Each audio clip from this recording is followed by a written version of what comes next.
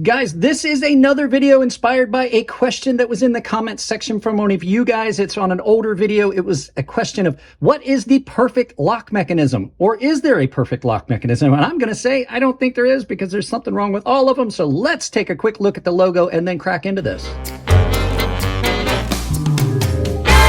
So I have several examples of different lock mechanisms, from button lock, back locks, frame locks, liner locks, the double action lock that's on out the front. So we're going to start with what is probably the most common lock right now on the market, the frame lock / liner lock. They're kind of the same.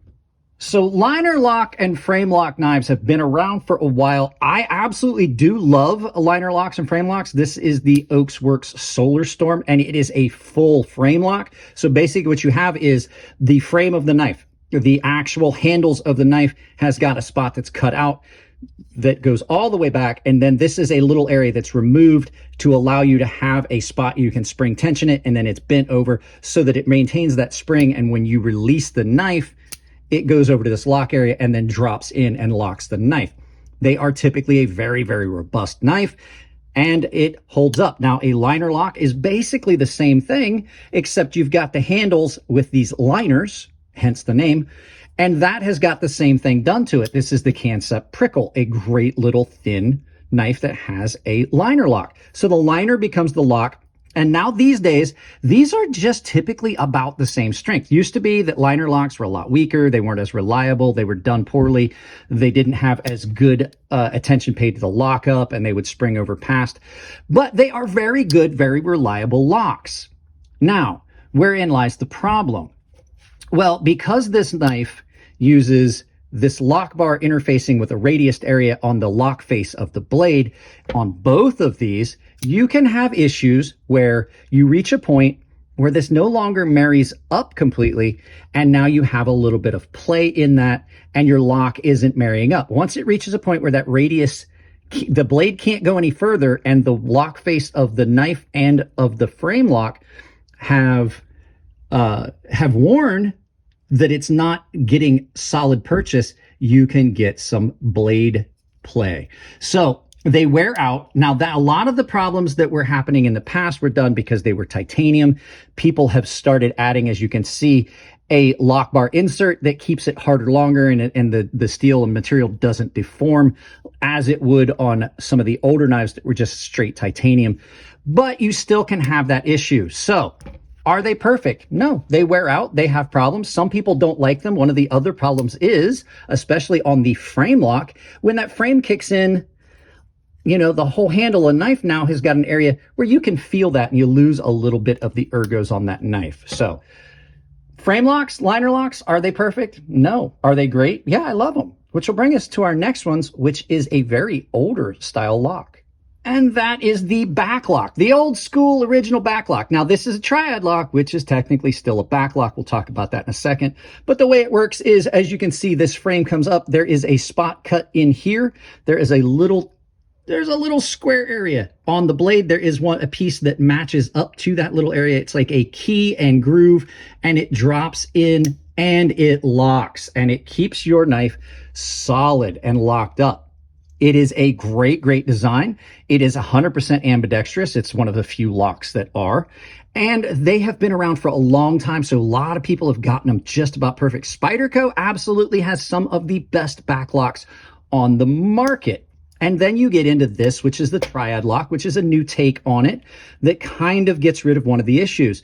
One of the issues is, as you can see, even though this knife is great, you can see how that material is starting to deform on the back of that lock. What's happening is every time that snaps home, it's bending that a little bit. And what's going to happen is that will start to wear. You'll get a little bit of opening in that gap, and then the blade will have some play this way, and you cannot fix that on this knife.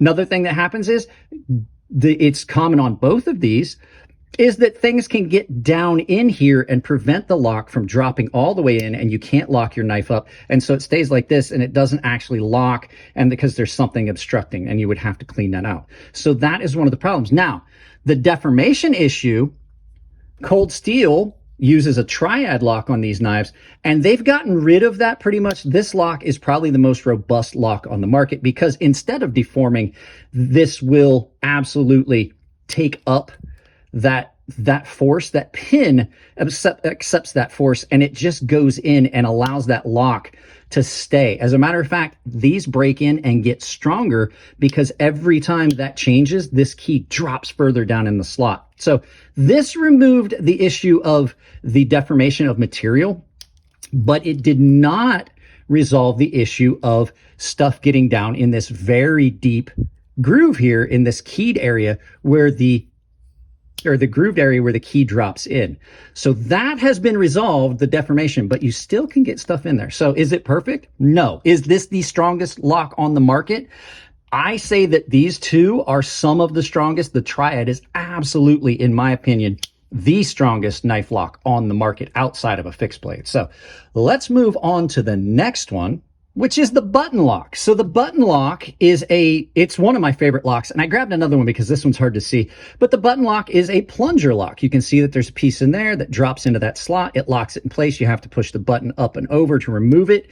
You don't have the issues that you have with some of the other locks, and it's a very reliable, very clean, ambidextrous locking system that you can put on a knife. Now, with that being said, and it being one of my favorites, it still has a couple issues, and we're going to use this one to demonstrate. So you can see here, down in there, and I guess you can't see it any better on this one you could on the other one, really, but you can see that your plunger is got an area here that drops in, and it's robust, and it's not like it's hollowed out. That's not like screwed in. That is a solid piece.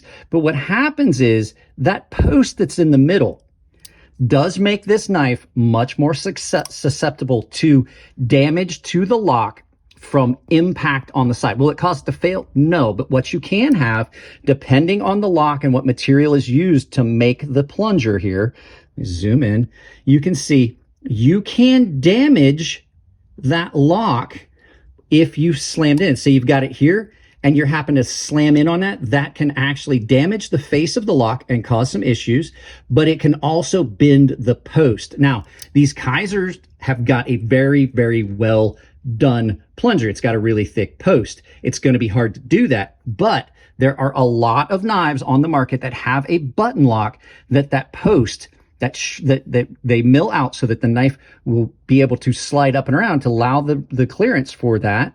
See how the clearance you need for that before it can drop in? Some of the knives on the market are very thin in that aspect, and you can bend the post. I actually had a knife that I'm not going to mention the company because they were kind enough to send me the knife, and I did like it.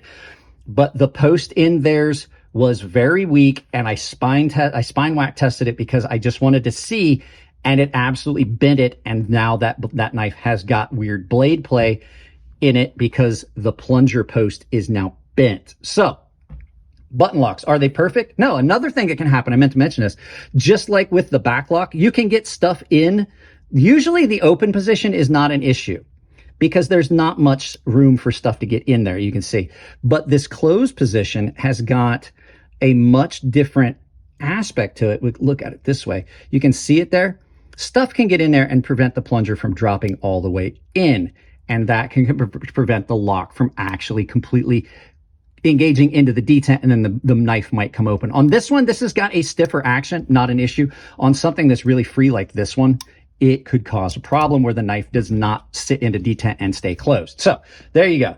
Next knife lock mechanism is the access lock or sliding bar lock, which has a lot less problems than the other knives. This is truly another ambidextrous locking system. It is a very nice way to operate a knife, a lot like a button lock. You can flip that. It is a really strong lock because this sliding bar goes all the way over across and locks in. So you've got a lot of lock. You don't have to worry about things getting in and blocking the knife from opening and closing like you do on some of the others, like grit and dirt and maybe pocket lint filling up the spaces, because there really isn't a space for it to get into.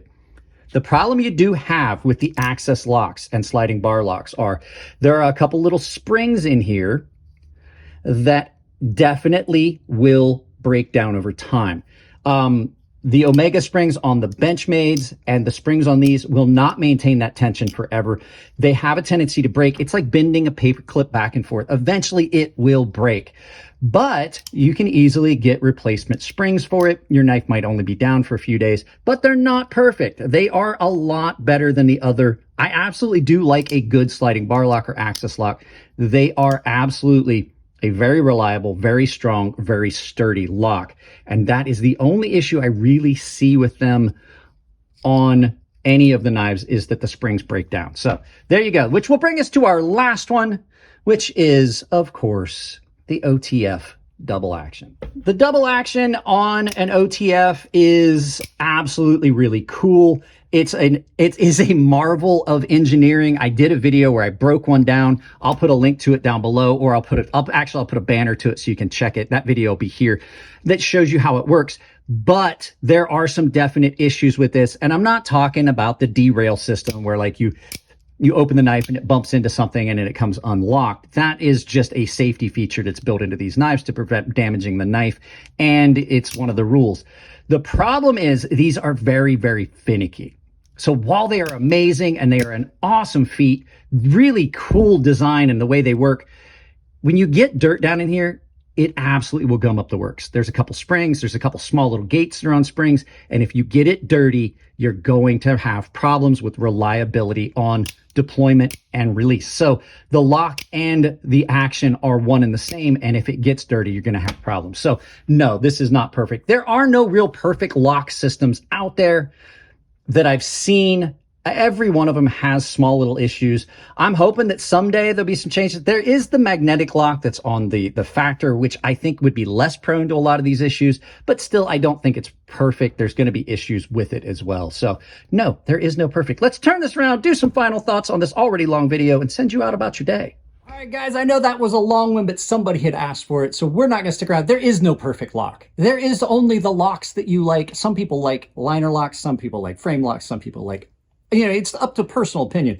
I love button locks and I like the axis lock, but I like them all. There's not a knife that I showed you that does not get time in pocket. So guys, that's it. Don't forget to get a thumbs up or thumbs down, but tell me if you don't like the videos. You got to tell me why. Lots of ways to support the channel. Coffee Brand Coffee, Tempered Trail, they're channel sponsors. They share a coupon code of Crazy Sharp, all one word, capital C, capital S, Crazy Sharp. Coffee Brand Coffee, the link is down below in that right now through, I think, Father's Day. You can save 10% with my coupon code versus 5%. I have an Amazon store. Take the link, pin it to your browser, use it for any shopping. Think about joining my membership, which there's a link down below. Everyone has access to the Gilded server where we goof off and hang out. It's a worldwide community. The baseline and premium tier members are automatically entered into giveaways that I do there that are separate from the YouTube channel. And the premium guys have access to sharpening tutorial series that's here on YouTube behind the paywall. That's it. I love you all. Keep it clean in the comments section. If it's your birthday, happy birthday, and I'll see you next time.